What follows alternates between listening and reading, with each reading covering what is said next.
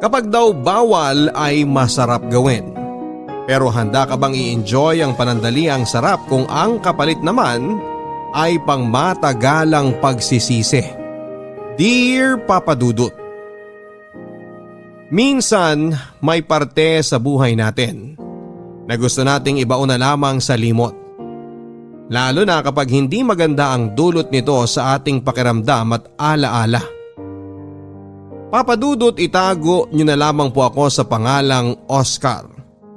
37 years old na ako at nakatira dito sa Parañaque. Ayoko talagang magpakilala sa tunay kong pangalan dahil medyo sensitibo ang kwentong ibabahagi ko sa ngayon. Nasigurado akong kainisan ng ating mga kabarangay. Papa Dudut, sisimulan ko ang kwento ko sa relasyon namin ng asawa kong si Carol. Nagkakilala kami sa isang mall kung saan ay nagtatrabaho ako bilang isang sales promodizer at siya naman ay napadaan para bumili ng school supplies na gagamitin niya para sa kanyang trabaho. Isa kasi siyang teacher, Papa Dudut. At nagkataon pa na pinsan siya ng isang katrabaho ko na naging tulay para magkakilala kaming dalawa. Pakiramdam ko nga noon ay na love at first sight ako sa kanya. Kaya humingi ako ng tulong sa katrabaho ko na ilakad ako kay Carol. Binigay niya ang cellphone number ni Carol sa akin at nang unang beses na tinawagan ko siya at nagpakilala ako na si Oscar na katrabaho ng pinsan niya ay hindi niya naman ako sinungitan. Nagkakwentuhan kami at nagkasundo na muling magkita. Hanggang sa maging close na nga kaming dalawa at tuluyan nang nagkaroon ng relasyon. Papa Dudut, 3 taon na kaming magkarelasyon ni Carol nang mag-apply ako ng trabaho sa abroad. Ayaw sana ni Carol dahil natatakot siya na baka hindi na siya balikan o kaya ay magkaroon ako ng ibang babae doon. Kaya para patunayan na mahal ko talaga siya at mapanatag na rin ang loob niya, ay pinakasalan ko na siya, Papa Dudut. Nasa tamang edad naman kami at hindi natutol ang aming mga magulang. Kaya nagpakasal na kami at tumira muna kami sa isang apartment habang naghihintay ng alis ko. Natanggap din kasi ako kaagad sa ina-applyan ko na agency. At may kalahating taon pa kaming nagsama bilang mag-asawa ni Carol bago ako tuluyang umalis papunta ng Middle East para magtrabaho bilang isang sales merchandiser. Papa Dudut, mahirap at malungkot talaga ang magtrabaho sa abroad. Lalo na at malayo ako sa mga mahal ko sa buhay. Tapos wala pang 1 taong kaming nagsasama bilang mag-asawa ni Carol. Pero nagpakatatag ako dahil gusto ko talaga na mabigyan ng maayos na buhay ang asawa ko. Wala namang kaming naging problema ni Carol pagdating sa relasyon namin dahil consistent ang communication namin sa isa't isa. Yan ang dumire-diretso ang renewal ng kontrata ko sa abroad ay hindi na nga namin namalayan na halos 10 taon na pala akong nagtatrabaho sa Middle East. Doon na ako nag-decide na umuwi ng Pilipinas dahil may sapat na rin naman kaming ipon ng asawa ko. Gusto ko na rin kasi na magsimula kami ni Carol na bumuo ng totoong pamilya.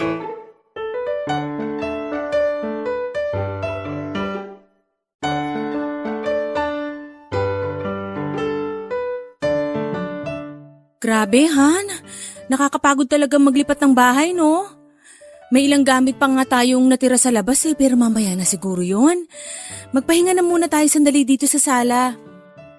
Eto nagtimpla na ako ng juice at bumili na rin ako ng tinapay para sa merienda natin. Ayun, salamat Han. Sakto, dahil nagugutom na ako. Pero alam mo, tama ka sa sinabi mo.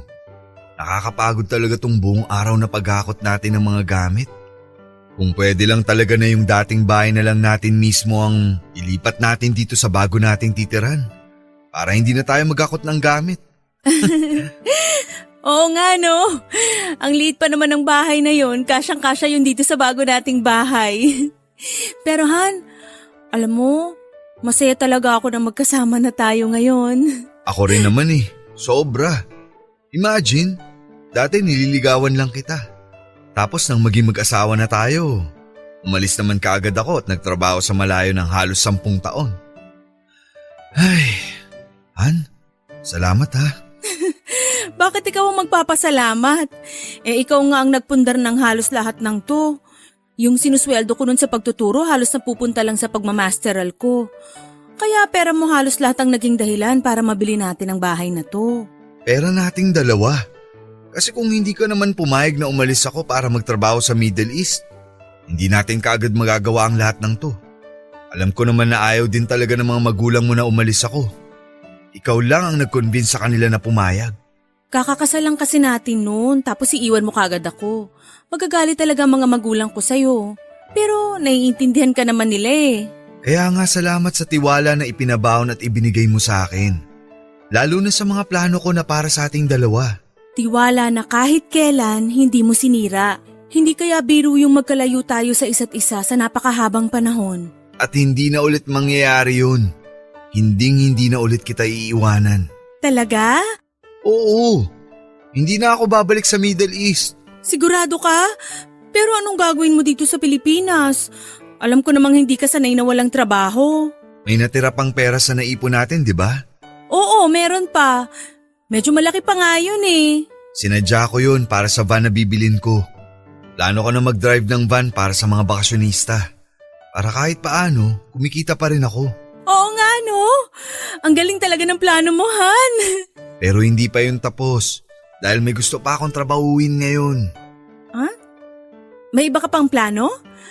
Ano pa yon? Bakit parang ang dami mo namang gustong gawin?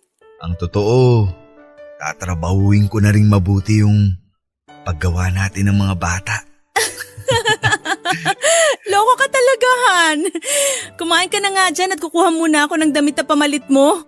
Basa na pala kasi ng pawis yung likod mo.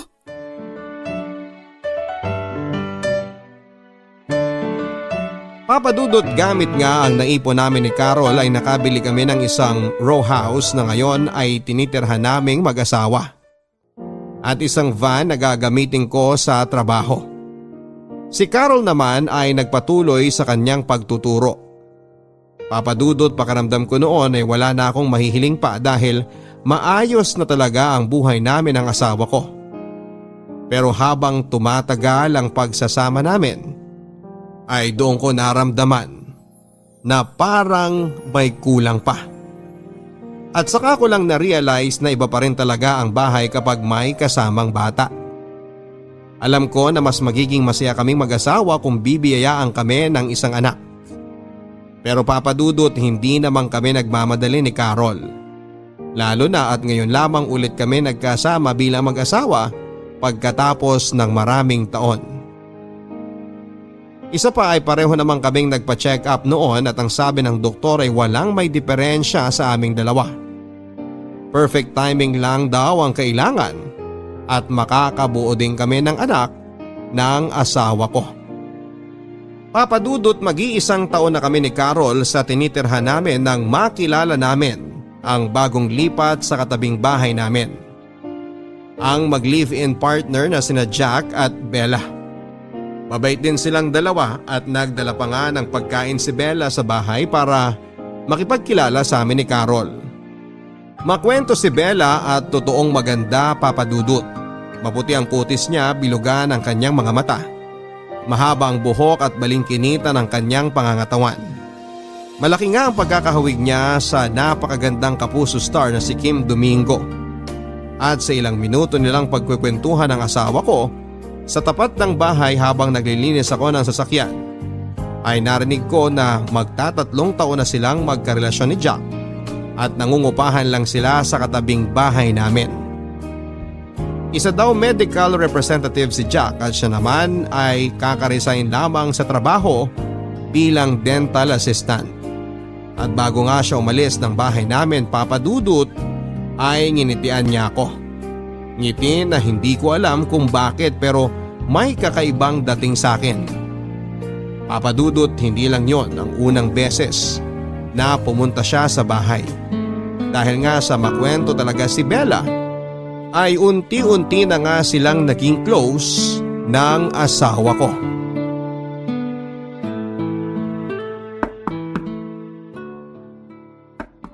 Sandali lang. Good morning. Oh, Bella. Ikaw pala. Magandang umaga rin. Bakit napadaan ka? May kailangan ka ba? Nandyan ba si Carol? Wala pa eh. Nagpunta sa palengke. May usapan ba kayo na magkikita ngayon? Oo. Nabanggit niya kasi nung isang linggo na papahiramin niya ako ng mga romance pocketbook niya. Naiinip na kasi ako sa bahay eh. Ganun ba? Wala pa kasi siya eh, pero pauwi na rin yun. Kung gusto mo, bumalik ka na lang mamaya. Hindi ba ako pwedeng maghintay dyan sa loob? Pwede naman. Lika, pasok ka. Sure ka na okay lang? Baka nakakaabala ako sa ginagawa mo. Ayos lang. Kakatapos ko lang ding ayusin yung lababo namin.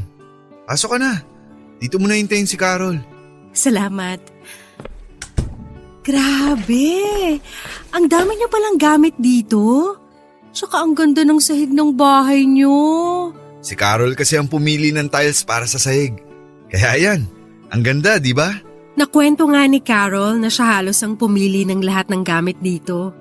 Dahil ayaw mo raw magdesisyon pagdating sa mga ganong bagay. Pati pala yun nakwento niya. Sa aming dalawa kasi, mas maganda ang taste niya pagdating sa mga design ng gamit. Kagaya nitong tiles at itong sofa dito sa sala. Kaya hinayaan ko na siya magdesisyon sa lahat ng mga kakailanganin namin dito sa bahay. Ang swerte naman talaga ni Carol sa'yo. Ang sarap mo siguro talaga maging asawa. Hindi naman. Mas swerte ako sa kanya kasi nagawa niyang maghintay ng halos 10 taon sa akin. Ang tagal ko rin kasi nagtrabaho sa abroad. Sa bagay, hindi rin kasi biro na hindi mo makasama ng halos 10 taon ang asawa mo. Alam mo na, ang hirap kaya nang walang ganun. Oo, medyo nga. Pero sanayin lang siguro kasi syempre, sa umpisa lang naman talaga mahirap ang lahat. Ibig sabihin, nasanay ka ng walang rumoromansa sa'yo? Ha? Oh my gosh, sorry. Na-awkward ka ba sa mga tanong ko? Medyo na-curious lang talaga ako sa mga kinuwento ni Carol sa akin tungkol sa LDR ninyong dalawa. Hindi, ayos lang.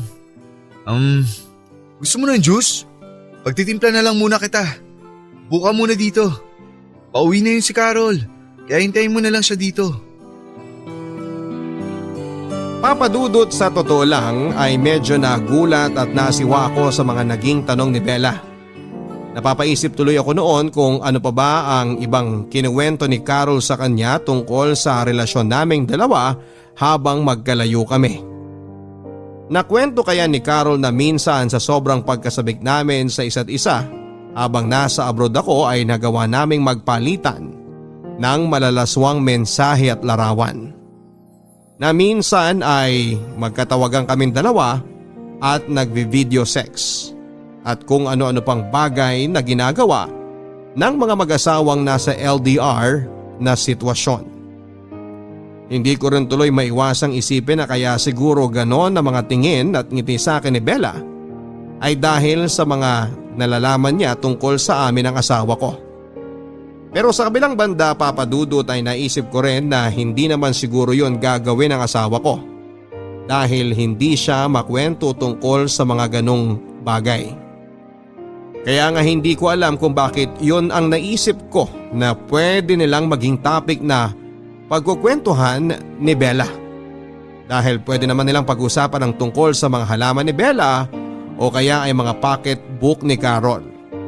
At hindi ang tungkol sa mga malalaswang bagay na yon. Papadudot, nang makauwi na si Carol mula sa pamamalengke at maabutan niya si Bella sa bahay, ay hindi rin kaagad umalis si Bella kahit nakuha na niya ang mga pocketbook na kailangan niya. Pinagstay pa kasi siya ni Carol at sinabing sumabay na sa amin sa tanghalian.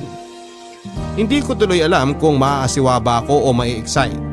Ang nakakatawa, Papadudot, ay natanong ko ang sarili ko kung bakit naman ako mai-excite kung makakasabay namin si Bella sa tanghalian.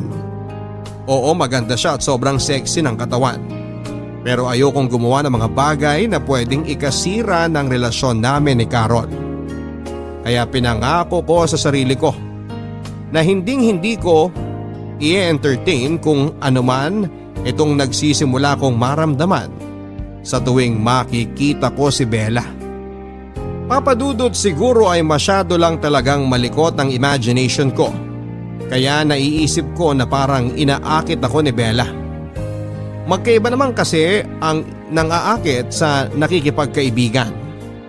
Narealize ko na kaya madalas pumupunta si Bella sa bahay para makipagkwentuhan kay Carol ay dahil naiinip siya sa kanila. Kumbaga ay sabik lang siya sa kausap o kakwentuhan. At dahil sadyang mabait ang misis ko ay mabilis silang nagkapalagayan ng loob at nagkasundo. Kay Carol ko nalaman na madalas palang wala sa bahay si Jack kaya wala rin kasama si Bella. Kinuwento rin ni Carol na masaya talagang kausap si Bella. Madalas nga ay nagdadala pa siya ng pagkain sa bahay dahil mahilig daw siyang magluto. Kapag kasi na-assign sa malayong ospital si Jack, ay ilang araw din itong hindi nakakauwi. Kaya kesa raw masayang ang mga pagkain ni Bella sa ref, ay iluluto na lang daw nila yon at ipinamimigay sa kung sino ang pwede nilang pagbigyan. Papadudot pagkalipas ng ilang buwan ay mas naging close sina Carol at si Bella. Kahit paano ay natutuwa na rin ako kasi may nakakausap na rin si Carol bukod sa akin.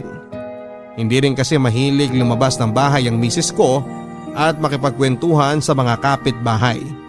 Mabuti na lang at may isang Bella kami na kapitbahay na dumadayo sa amin para magtanggal din ng inip niya.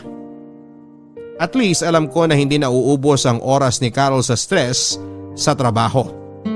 Kaya habang tumatagal, nagiging kampante na rin ang loob ko kay Bella.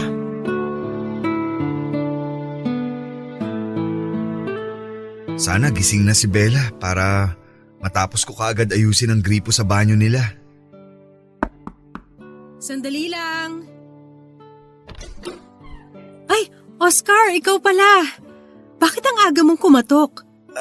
Biniling kasi sa akin ni Carol kanina. Bago siya pumasok sa trabaho na puntahan daw kita ngayong umaga. Nag-text ka raw sa kanya na sira ang gripo niyo sa banyo. Kaya gusto mo sanang ipaayos sa akin. Ay, oo nga pala.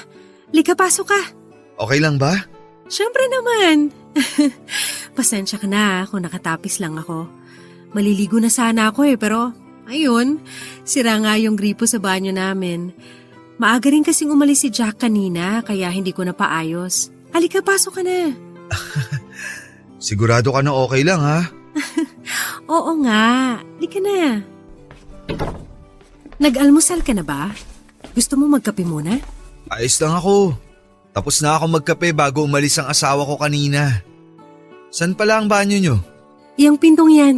Silipin ko na yung gripo ha. Okay, sige.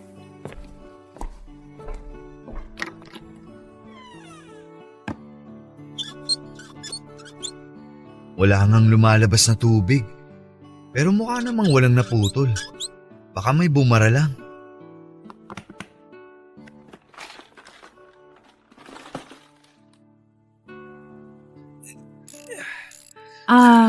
Oscar? Pasensya na pala kayo kagabi ha. Para saan? Wala ba kayong kahit anong narinig? Kagabi lang kasi ulit nakauwi dito si Jack. Kaya ayun, medyo maingay kami sa paghaharutan namin. Wala naman kaming narinig ni Carol. Ganun ba? Mabuti naman. Akala ko narinig ninyo yung mga ingay namin ni Jack kagabi. Ayos lang. Normal lang naman yun sa mag-asawa. Ibig sabihin, gusto mo rin ng maingay? Hindi. Ang ibig ko sabihin, Joke lang. Si Jack kasi madalas wala talagang pakialam sa mga kapitbahay namin. Ayos lang sa kanya kahit naririnig o nakikita ng ibang tao ang mga ginagawa namin. Ang weird, no? May ganung tao talaga. O yan, ayos na tong gripo nyo. Ayan! Makakaligo na rin ako. Salamat, Oscar. Oo nga pala, kainin mo na muna tong brownies na ginawa ko kanina. Dapat almusal to ni Jack kaya lang ang aga niyang umalis. Hindi na. Alis na rin ako para makaligo ka na. Okay lang yun. Pwede naman akong maligo habang kumakain ka dito. Pakisara mo na lang ang pinto kapag lalabas ka na. O sige, papasok na ako dito sa banyo.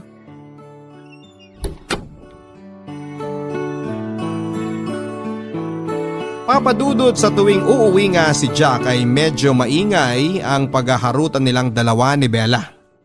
Mabuti na lang at wala pang nakatira sa katabing bahay nila dahil siguradong maririnig din ng mga yon ang ingay nila.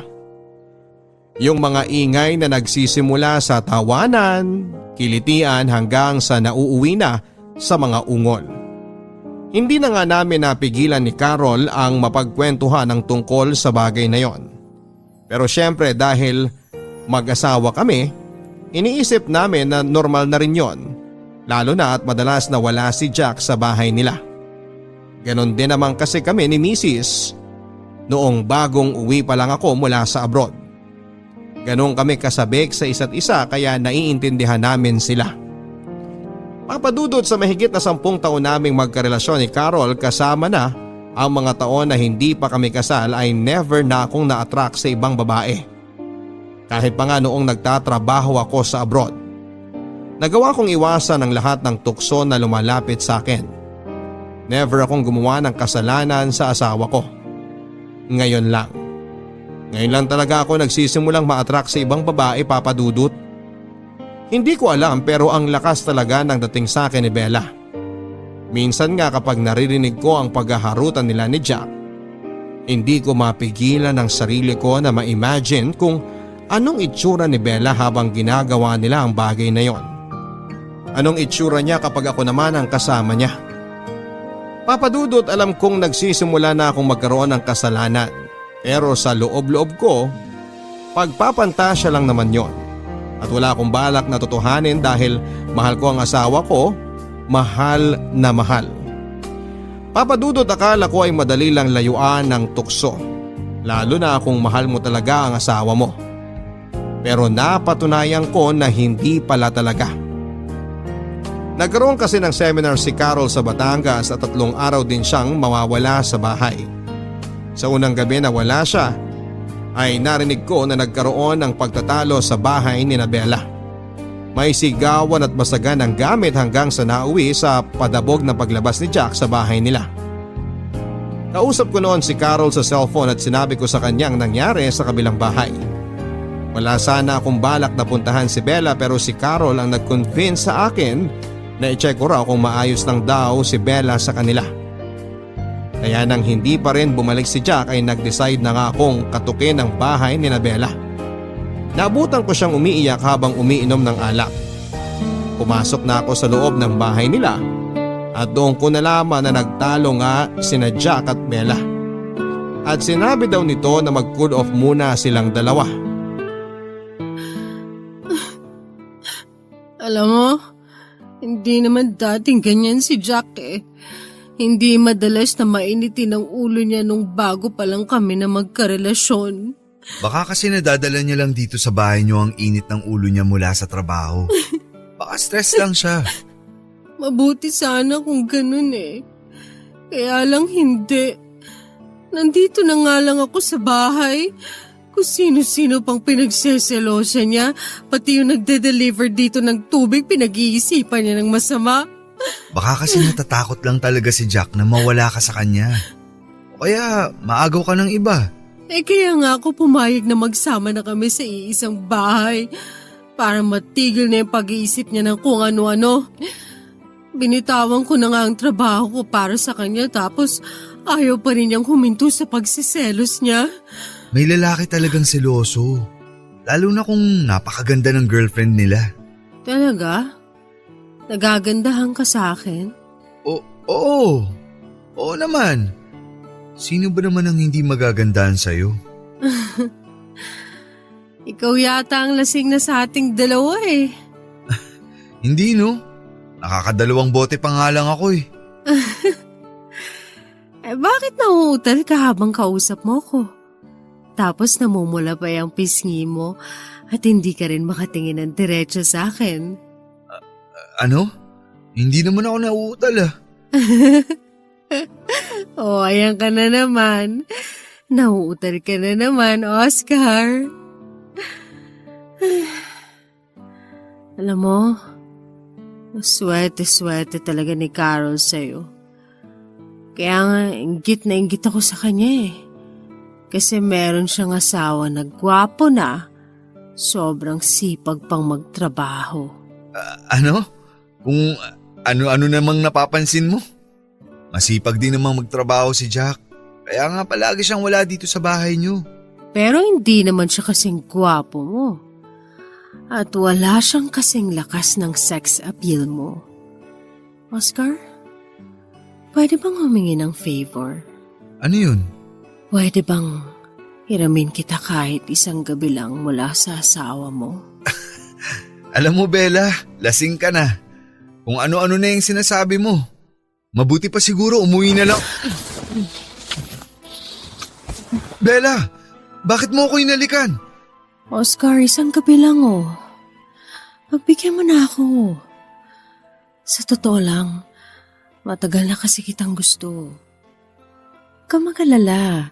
Sigurado kung hindi uuwi si Jack, kaya solong-solo natin ang bahay na to. Bella, wag! Alam mo namang may asawa na ako, di ba? Wala naman siya dyan sa bahay niyo eh. Tigilan mo na nga ang paghalik sa akin. Teka, wag mo ko hawakan dyan. Ano ka ba? Oscar, ngayong gabi lang, promise. Pero Bella, Hinding-hindi malalaman ng asawa mo o kahit na sino ang mangyayari sa ating dalawa. At sisiguruduhin ko rin na hinding-hindi mo makakalimutan ang gabi na to.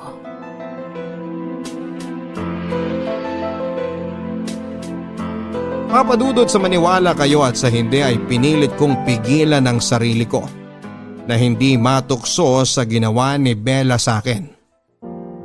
Pinilit kong kalasin ang mga yakap niya at iwasan ang mga halik niya sa labi ko. Nakailang iwas ako sa kanya pero dala na rin siguro ng alak ay tuluyan na akong bumigay sa ginawa niyang pangaakit sa akin. Hanggang sa pinagsaluhan na nga namin ang mainit na gabi sa loob ng bahay niya. Wala eh. Sa kanya na nanggaling na sobrang lakas daw ng sex appeal ko. Papadudot kaya kahit na alam niya na may asawa na ako ay hindi rin daw niya mapigilan ang sarili niya na magpapansin sa akin. Dahil matagal na raw talaga niya akong gusto kahit pa may sari-sarili kaming karelasyon. Papadudot yun na nga ang kauna-unahang pagkakataon na nagkasala ako sa asawa ko. At aaminin ko na sobrang nag-enjoy ako na kasama si Bella sa buong gabi. Hindi kasi ako makapaniwala na yung babaeng pinagpapantasyahan ko lang ay nagawa ko ng makuha sa wakas. Oo, mahal ko ang asawa ko. Mahal na mahal. Pero hindi naman natin minsan maiiwasan na magkagusto sa iba, hindi ba? Kumbaga sa ulam kahit gaano natin yon kapaborito, maghahanap at maghahanap pa rin tayo ng pangtanggal umay. At sa sitwasyon ko ngayon, si Bella ang naging appetizer ng buhay ko. Papadudot sa 3 araw na seminar ni Carol sa Batangas ay 3 araw din kaming gumawa ng kasalanan ni Bella. Nagkulong kami sa bahay nila buong maghapon at sinigurado ko na walang makakakita sa akin sa paglabas ko mula doon. Sinabi rin kasi ni Bella na may dala palang gamit si Jack nang umalis ito kaya sigurado daw siya na ilang araw din itong hindi uuwi. Kapag nagtatalo daw kasi silang dalawa ay palaging nagpapalipas ng init ng ulo sa ibang bahay si Jack. At kahit na hindi ako sigurado na hindi talaga uuwi si Jack sa mga araw na yon, ay nagpadala pa rin ako sa tukso. At kapag kausap ko naman si Carol sa cellphone ay tahimik lang si Bella para hindi kami mahuli na magkasama. Kaya in-enjoy ko ang bawat araw na magkasalo kami sa kama ni Bella hanggang sa pareho ng nanlambot ang aming mga katawan sa pagod. Papadudot, nang makabalik na si Carol mula sa seminar ay doon ako sobrang inatake ng pagkakonsensya.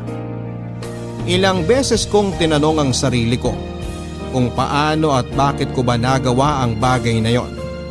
Si Bella naman ay hindi rin muna pumunta sa bahay kagaya ng naging usapan namin kapag umuwi na si Carol. Papadudot sa sobrang guilty ko ay dinaang ko na lang ang lahat sa pag-aasikaso kay Carol. Mula sa paghahanda ng mga gamit niya pampasok sa trabaho, mga pagkain na kakainin niya hanggang sa babaunin niya at kung ano-ano pa.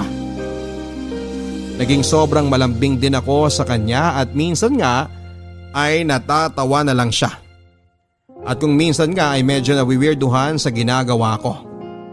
Pero ang palagi ko lang sagot ay sobra ko lang siyang namimiss kaya ko ginagawa ang mga bagay na yon. Kahit ang totoo ay sobra lang talaga akong nagigilty dahil sa naging kasalanan ko sa kanya. Kaya nangako ako sa sarili ko na hindi ko na ulit uulitin pa ang ginawa namin ni Bella.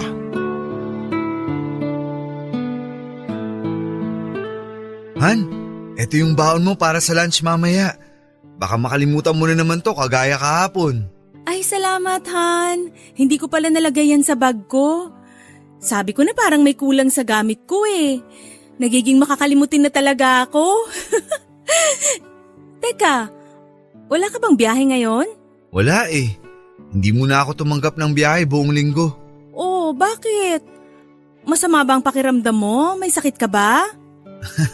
Han, okay lang ako at wala akong sakit. Gusto ko lang na dito muna ako sa bahay. Para maasikaso kita bago ka umalis at pagka-uwi mo galing trabaho. Ang sweet naman ng asawa ko. Ikaw ha, baka may ginagawa kang hindi ko alam kung ano. Wala! Ano naman ang gagawin ko na hindi mo dapat malaman? Hindi ko alam. Siguro kagaya ng ginawa mo dati nung sinurprise mo ako sa wedding anniversary natin. Nabigla ka na lang umuwi ng Pilipinas nang hindi mo sinasabi sa akin. At kinuntsaba mo pa talaga parents ko para sa surprise na yon. Oo nga! Naalala ko na! Ang galing mo pa naman magtago ng sikreto kaya hindi kita nahuli kaagad. O sige na, aalis na ako at baka malate pa ako sa trabaho ko. Bye, Han! Sige Han, ingat ka. I love you. I love you too. Bye!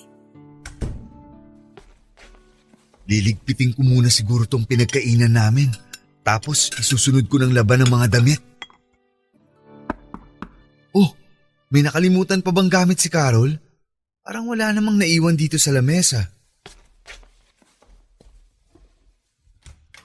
Nakala ko wala ka ng… Bella? Anong ginagawa mo dito? Umalis ka muna. Baka makita ka ng asawa ko. Ano ka ba? Umalis na yung asawa mo, di ba? Kaya nga nandito na ako eh. Teka, huwag ka munang pumasok. Baka kasi bumalik siya at makita ka niya dito sa loob ng bahay. Nakaalis na nga siya. Nakasalubong ko pa nga siya kanina eh. Nagkabatian pa kami bago siya sumakay ng tricycle. Kaya alam ko na solong-solo na kita ngayon. Namiss kita. Bella, huwag kasi muna ngayon. Baka bumalik ang asawa ko. Ang kulit naman ito. Sinabi ko na nga na hindi na babalik yun. Kaya nga nilako na tong pinto ng bahay niyo eh. Kaya halika, ituloy na natin to. Mag-enjoy na tayo habang wala ang asawa mo.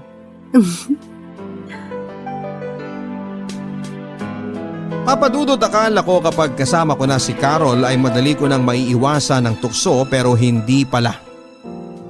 Dahil nang umagang yon ay bumigay na naman ako. Nagpadala na naman ako sa tukso at naging marupok ako, Papadudot. Muli na naman naming pinagsaluhan ni Bella ang masarap na nakaw na sandali sa loob pa mismo ng bahay namin ni Carol. Buong maghapon kaming gumawa ng kasalanan. At bago siya lumabas ay sinigurado ko na walang ibang tao na pwedeng makakita sa kanya. Papadudot, oo, inaamin ko na nag-enjoy talaga ako sa ginawa naming yon ni Bella. Pero takot na takot ako na malaman ito lahat ni Carol. Ayoko magtalo kami at mawala sa akin ang asawa ko. Hindi ko alam kung kakayanin ko kapag nangyari yon. Pero nasundan pa ng nasundan ang mga nangyari sa amin ni Bella kapag wala ang asawa ko sa bahay. Minsan nga kahit nasa bahay pa si Carol ay magkukunwaring magdadala lang ng pagkain si Bella. pero pasimple na siyang humahalik sa akin kapag hindi nakatingin si Carol. Papadudot na hinto ang ginagawa naming mga nakaw na sandali ni Bella nang umuwi na si Jack sa kanila. Hindi na rin kumatukpang muli si Bella sa bahay namin at nalaman ko kay Carol na nagkaayos na ang dalawa. Lumipas ang mga linggo na naging buwan pero hindi na nga ako muli pang tinukso o inakit ni Bella. Paminsan-minsan ay nagpupunta pa rin siya sa bahay pero hindi na ako ang dahilan. Si Carol na. Ibinabalik niya lang ang mga pocketbook na hiniram niya o kaya naman ay manghihiram ulit siya ng bago. Nagpapansinan pa rin kaming dalawa, Papa Dudut, pero hanggang tanguan at ngitian na lang. Mas okay na yon kesa mamroblema pa ako. Oo, namimiss ko mga nakaw na sandali naming dalawa. Pero dahil appetizer ko lang naman siya ay alam ko sa sarili ko na mabilis ko siyang makakalimutan. Isang gabi, Papa Dudut, ay nagising kami ni Carol sa mga sigawan mula sa kabilang bahay. Mga sigawan ni Bella at Jack, kasunod ay ang ingay ng pagkasira ng mga gamit na para bang hinahagis. May 10 minuto lang yon na nangyari bago muling tumahimik ang kabilang bahay. Kagaya ng dati ay ayoko na sanang pumunta doon at makialam pero si Carol ang nag-convince sa akin na i-check ko raw ang kapitbahay namin.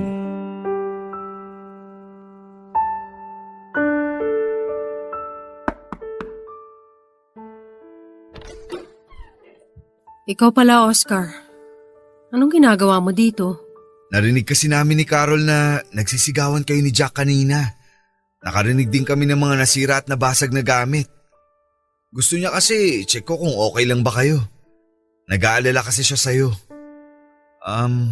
Nandiyan ba si Jack sa loob? Wala. Wala na naman siya. Umalis ulit siya ng bahay at hindi ko alam kung kailan na naman siya babalik. Nag-iwan na kasi siya ng panggastos ko dito eh. Kaya sigurado ko na ilang araw na naman siyang mawawala. Pero bakit kayo nagsisigawan kanina?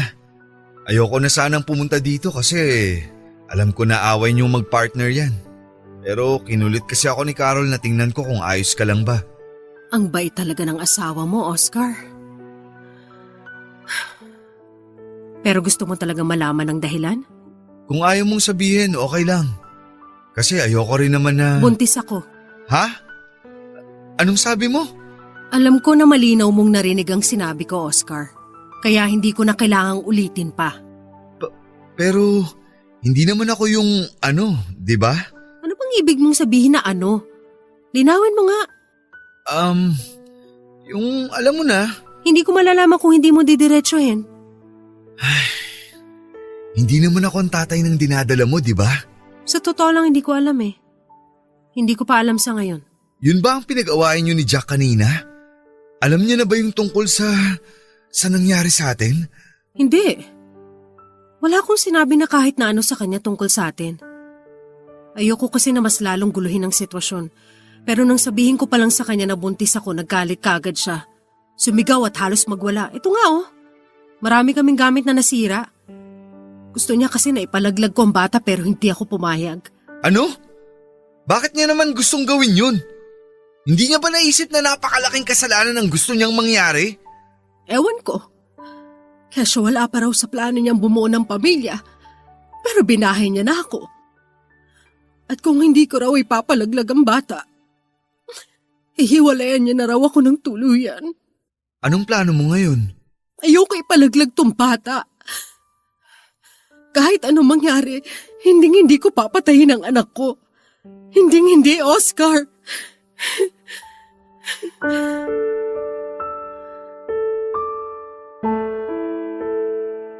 Papadudot, pagkatapos naming mag-usap ni Bella ay naging sobrang magulo rin ang isipan ko. Pero syempre hindi ko yon pinakita sa asawa ko. Nang tanungin niya ako kung ano raw ba ang nangyari sa bahay ni Bella, ay sinabi ko sa kanya na away mag-asawa lang ang dahilan ng kanilang mga sigawan. Wala akong binanggit sa gustong mangyari ni Jack o sa ipinagbubuntis ni Bella.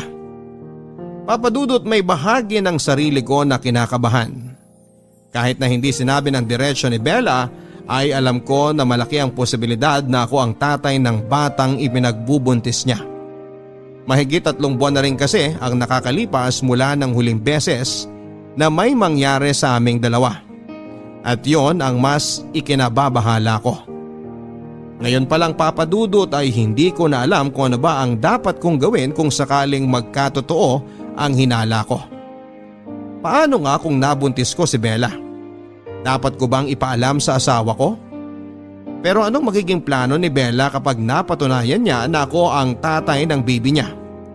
Ipapaako niya kaya sa akin ang bata? Handa naman ako sa responsibilidad Papa Dudut pero hindi ako handa na iwanan ng asawa ko kapag nagkataon. Ayokong mawala sa akin si Carol. Kaya Papa Dudut hindi ko pa man nakukumpirma ang katotohanan. Natatakot na ako kaagad na kamuhian ako ng asawa ko. Papa Dudut, ilang araw pa ang lumipas pero hindi ko napansin na umuwi si Jack sa bahay nila. Si Bella naman ay hindi na rin pumupunta sa bahay namin kahit para makipagkwentuhan lang kay Carol. Hindi ko tuloy maiwasan ang mag-alala sa kanya dahil palaging sarado ang bahay nila. Ayoko naman na ako ang kumatok doon para kumustahin siya dahil pilit ko na ngang inilalayo ang sarili ko mula sa kanya. Gusto ko na kasing kalimutan talaga kung ano man ang namagitan sa aming dalawa. Ang sabi naman ni Carol Papa Dudut ay nagkaka-text naman daw sila ni Bella at ayos lang daw ito. Pinag-iisipan na rin daw nito na umuwi ng probinsya. Ako naman ang napaisip Papa Dudut kung sakali na anak ko nga ang dinadala ni Bella tapos ay uuwi siya ng probinsya nila. May chance pa kaya na makita at makilala ko ang anak ko. Papa Dudut, ayoko sanang isipin ang possibility na anak ko talaga ang dinadala ni Bella. Pero hindi ko mapigilan ang sarili ko.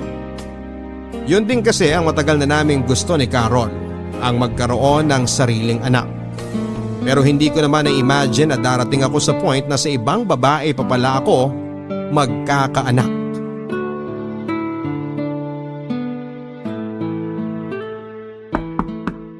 Han, patingin naman kung sino yung kumakatok. Tinatapos ko lang tong niluluto ko. Sige yan, ako nang bahala. Oh, Bella, kumusta ka? Teka, bakit may dala ka mga gamit mo? Magpapaalam lang sana ako sa inyo ni Carol. Uuwi na kasi ako ng probinsya namin. Nandyan ba siya? Oh, Bella, ikaw pala yan. Ngayon na ba ang alis mo? Kala ko sa susunod na linggo pa. Oo eh. Baka kasi maubos ko pa yung huling pera na iniwan sa akin ni Jack. Hindi na kasi ako binalikan ng gago na yun eh. Kaya sinoli ko na rin yung susi sa may-ari ng bahay namin. Nag-iwan na rin ako ng pera sa kanila para ipahakot ang mga gamit na natitira doon. Hay nako, sira talaga ulo nung lalaking yun. Sandali lang ha, kukunin ko lang yung mga pocketbook na sinabi kong ibibigay ko sa'yo. Sige, maghihintay ako dito. Salamat. Bella, anong plano mo ngayon? Ayun na nga. Uuwi muna ako sa probinsya namin. Nalaman na rin kasi ng nanay ko na buntis ako eh. At sila ang nag-convince sa akin na umuwi na lang muna dahil alam nga nila na hindi ako gustong panagutan ni Jack. Pero sigurado ka ba na si Jack talaga ang tatay ng dinadala mo? Importante pa ba yun? Oo, dahil kung sakali man ako ang tatay, handa ako na makakuha ng responsibilidad eh. Oscar, mabait si Carol. At ayoko na maging dahilan para pati kayo magkagulo. Ayoko masira ang relasyon ninyong dalawa. Ang ibig mong sabihin, ako nga ang tatay ng dinadala mo? Oo. Dahil nalaman ko na magtatatlong buwan na pala akong buntis. At alam nating dalawa na ikaw ang huling lalaking nakasama ko bago ang 3 buwan na yon. Gusto mo bang pag-usapan muna natin to bago ka umalis? Hindi na. Okay na ako. Kagaya ng sabi ko, Oscar, mabait ang asawa mo. At ayokong guluhin ang relasyon ninyong dalawa. Huwag ka mag-alala. Ito na yung huling beses na magkikita tayo. Kagaya ng pangako ko sa'yo noon, walang sino mang makakaalam na mga naging nakaw na sandali nating dalawa.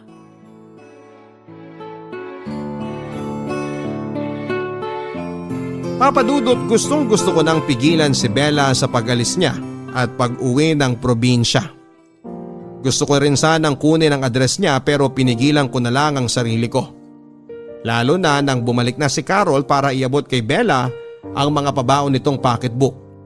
At nang umalis na nga si Bella ay muli akong naguluhan sa kung ano ang dapat kong gawin. Dapat ko na nga bang talagang kalimutan si Bella at ang magiging anak ko sa kanya? O dapat ko nang panagutan ang naging bunga ng nakaw na sandali naming dalawa? Pero paano naman si Carol? Ayokong magalit sa akin ang asawa ko. Ayokong mawala siya sa akin. At sigurado ako na hinding-hindi niya ako mapapatawad kapag nalaman niya ang katotohanan. Papadudot kahit gulo pa rin ang isip ko at nararamdaman ko ay hindi ko yon pinahalata kay Carol. Siguro tama lang ang naging desisyon ni Bella na paglayo mula sa amin. Para na rin sa ikakatahimik naming lahat.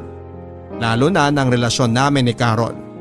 Kaya muli kong pinangako sa sarili ko na yun na ang huling beses na iisipin ko si Bella. At gagawin ko ang lahat para makabawi sa asawa ko.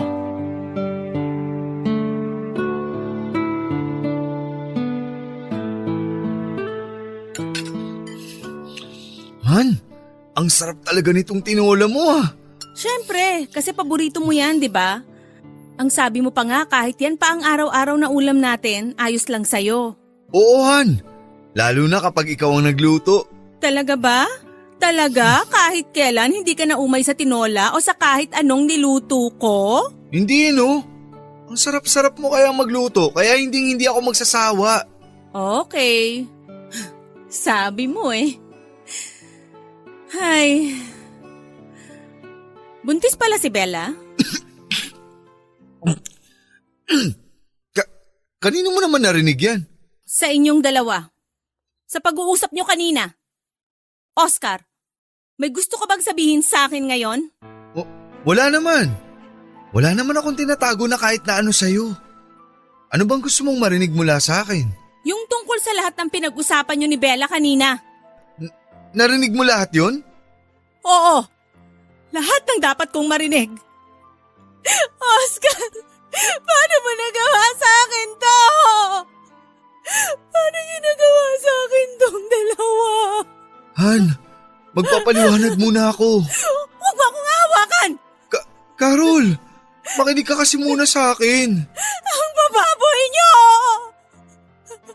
Ang bababoy niyong dalawa!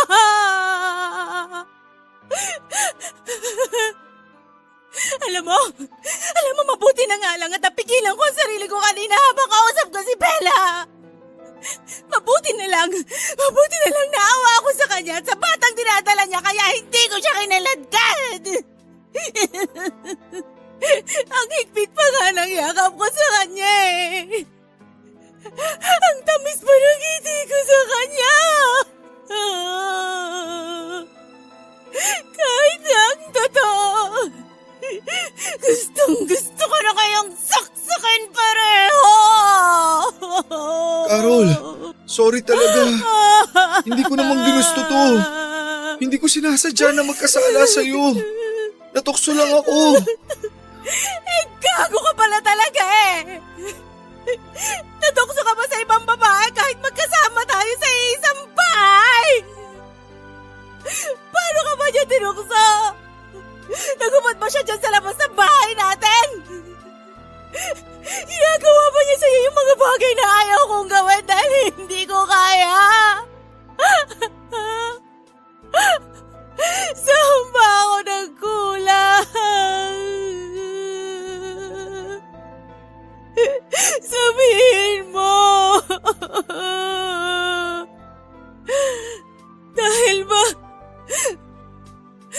Dahil ba hindi tayo makabuo ng anak hanggang ngayon? Hindi dahil doon. Wala kang kasalanan. Wala kang naging kahit na anong pagkukulang. Naging mahina lang talaga ako. Siguro hindi lang ito ang unang beses na ginawa mo to, ano? Aminin mo nga sa akin. Nakailang babae ka sa abroad. ko lang magloko. Carol, ano ba yung iniisip mo? Iningatan ko ang tiwala na pinabaon mo sa akin nung umalis ako ng Pilipinas hanggang sa makabalik ako. Ngayon lang talaga ako nagkamali. Please, patawarin mo ako. Pinagsisisihan ko na ang lahat. Alin sa lahat ang pinagsisisihan mo, Oscar? Yung niloko mo ako? O yung nagkaanak ka sa ibang babae? Alam mo, sa tuwing iniisip ko na si Bella pa talaga yung naging babae mo, hindi ko mapigilang isipin na kung ilang beses niyo ba ginawa ang bagay na yon. Kung saang parte ba ng bahay na to niyo ginawa yung kababuyan yung dalawa. Inaamin ko naman na nagkamali talaga ako. At gagawin ko ang lahat para mapatawad mo lang ako. Carol, please. Ayusin natin to. Bigyan mo pa ako kahit isang pagkakataon na lang. Para saan pa? Para lokohin mo ako uli? Carol. Para magkaanak ka uli sa ibang babae? Hindi! Hindi kita mapapatawad kahit kailan, Oscar! Kaya tapusin na natin lahat ngayong gabi at aalis na rin ako sa bahay na to. Dahil hindi ko na kaya magstay pa na matagal sa lugar na to na sobrang binaboy niyong dalawa ni Bella! Papa Dudut, hindi ko alam kung paanong paliwanag at pagmamakaawa pa ang gagawin ko kay Carol para lamang patawarin niya ako. Narinig niya pala ang naging pag-uusap namin ni Bella tungkol sa pagkumpirma nito na ako nga ang tatay ng dinadala nitong baby. Ni hindi ko man lang nahalata ang biglang pagbabago ng mood ni Carol nang umalis na si Bella at ang buong akala ko ay nalulungkot lamang siya. Yun pala ay may kinikimkim na siyang sakit dahil sa nalaman niya. Papa Dudut, sobra ako nagsisisi dahil sa kasalanang nagawa ko sa asawa ko. Hindi ko lubos maisip kung bakit ba ako nagpadala sa tukso. Bakit hinayaan ko na maging marupok ang sarili ko? Kahit alam ko na mahal ako ng asawa ko, sa umpisa pa lang ay dapat ay hindi ko na in-entertain pa ang kung anumang pagnanasang nararamdaman ko kay Bella noon. Dapat mas inayos ko na lang ang sarili ko at ang relasyon namin ni Carol. Para hindi na lumalim pa ang kung anumang nararamdaman ko para kay Bella. At kung hindi rin ako kaagad natalo ng tukso, siguro ay nagawa ko pa sanang layuan si Bella at iwasan ang nakaw na sandaling inoffer niya sa akin. Papa Dudut, wala na po ako naging balita pa tungkol kay Bella dahil kagaya ng sinabi niya bago siya umalis ay puputulin niya ang lahat ng pwedeng maging communication namin. Patatahimikin niya ang buhay ko. Akala ko talaga noon ay matatahimik na kami pare-pareho sa pag-alis niya. Pero hindi pa rin pala. Dahil nawala na ang asawa ko sa akin. Nawala pa ang chance na makilala ko ang magiging anak ko. Papa Dudut, halos mag-iisang taon na kaming hindi magkasama ni Carol sa bahay pero hanggang ngayon ay patuloy pa rin ako sa panunuyo sa asawa ko. Pinangako ko kasi sa sarili ko na hindi ako titigil hanggat hindi niya ako napapatawad. Ako naman kasi talaga ang punot dulo ng pagkasira ng relasyon naming dalawa. Kaya bakit ako susuko?